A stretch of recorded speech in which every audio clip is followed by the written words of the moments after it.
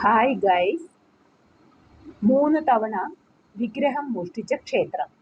കേരളത്തിൽ ഒരു ക്ഷേത്രമുണ്ട്. അവിടെ മൃദംഗത്തിന്റെ ആകൃതിയിൽ ഒരു കല്ലിൽ ദേവി സ്വയം പ്രത്യക്ഷപ്പെട്ടു എന്നാണ് ഐതിഹ്യം. കണ്ണൂരിലെ മൃദംഗ ശൈലേശ്വരി ക്ഷേത്രമാണ് ഇത്.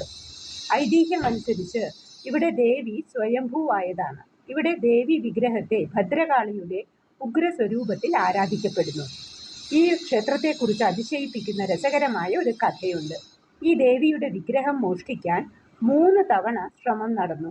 ഓരോ തവണയും അസാധാരണ സംഭവങ്ങൾ കാരണം കള്ളന്മാർക്ക് അത് കൊണ്ടുപോകാൻ കഴിഞ്ഞില്ല.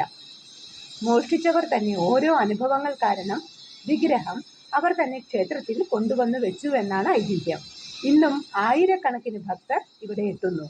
മനസ്സുരുകി പ്രാർത്ഥിച്ചാൽ ഏതൊരാഗ്രഹവും സാധിക്കുമെന്നാണ് വിശ്വാസം. നിങ്ങളൊരു ദേവി ഭക്തനോ ആണെങ്കിൽ തീർച്ചയായും സബ്സ്ക്രൈബ് ചെയ്തു വേണം ഈ വീഡിയോ കാണുവാൻ.